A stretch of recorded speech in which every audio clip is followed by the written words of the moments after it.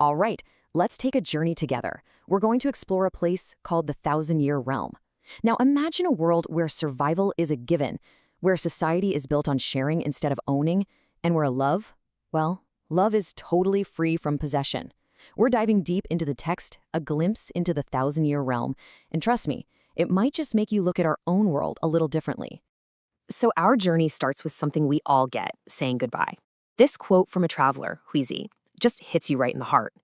In this world, people are always moving around, migrating from one community to another. But these aren't just casual goodbyes. They feel incredibly final, like a permanent separation, even though getting around is supposed to be easy.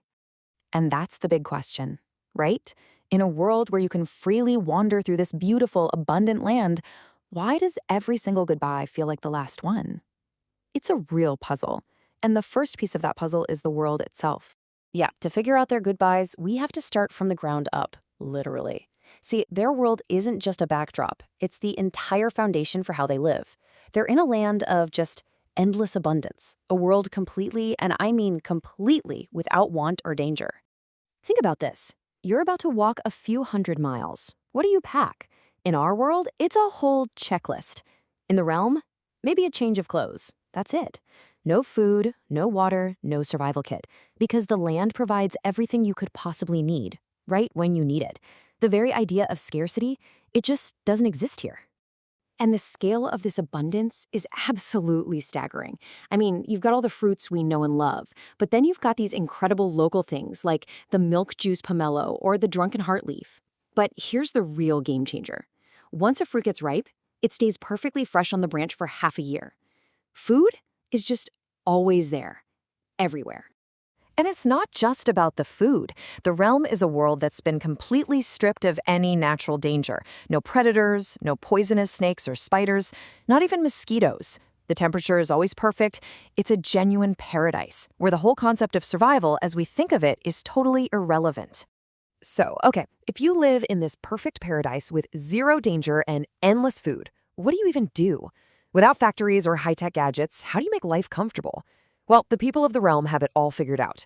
It's all about ingenuity, powered by nature itself. And this is a perfect example of how they think. You need a needle to mend your clothes, right? You don't build a factory.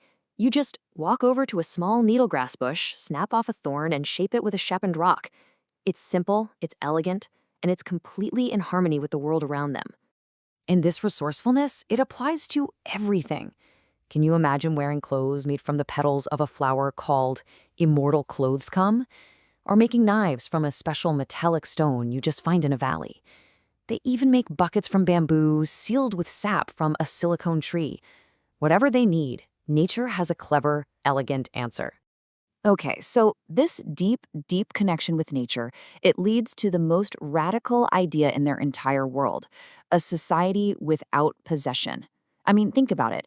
If you don't need to own land to get food or a house to be safe, what happens to the very idea of mine?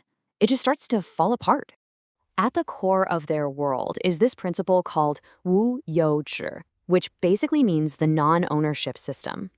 And this isn't like capitalism or communism. It's a total rejection of owning things, period.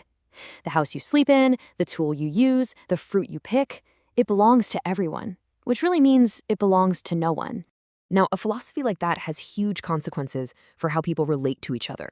Because if you don't own things, you don't own people either. So in the realm, there's no marriage. There are no exclusive partners. And the whole emotion of jealousy is seen as a kind of flaw. And this brings us back to those goodbyes, doesn't it? The relationships are real and deep, but they're also fleeting, unowned. Which, of course, brings up a pretty big question. If there's no marriage, no monogamy, how do people express love, especially sexual love? Well, they have a very specific, and to them, a very sacred way of doing things. They call it the Hall of Joy.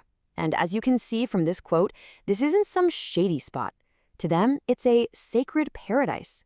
It's an institution built around this shared belief that sexual love should be free, happy, and completely disconnected from ownership or shame. You'll find one of these beautiful places in the middle of every community. It's a space where anyone, especially those in what the text calls their natural estrus period, can go to freely connect with others. It's the ultimate expression of Wu You Zhi, but applied to human intimacy. It's a joy to be shared, not a contract to be owned. So, why? Why build a society like this? A world with no struggle, no danger, no ownership? It's not just some social experiment. There's a profound spiritual purpose that drives this entire way of living. It's all about something they call ascension. This quote from one of their elders, Bakian, really gets to the heart of it.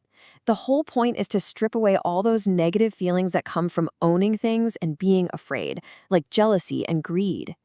The goal is to focus on love, kindness, and just appreciating every part of life, including what they call the perfection of sexual light.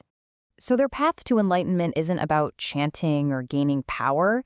It's kind of the opposite. The path is just to live a simple, humble life, to embrace who you naturally are with joy and gratitude, almost like a child would. Things like ambition and scheming, they see those as poisons that only lead to ruin. And here it is, the ultimate promise.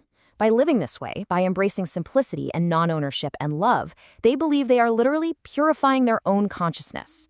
They're building inside themselves a structure of light. And that structure is what will eventually let them leave this paradise and ascend to the heavenly court to enjoy eternity. And that really just leaves us with one last thing to chew on.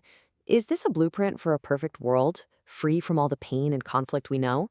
Or is a life without struggle, without ambition, without that drive to build and possess, is that a life without any real meaning? What do you think?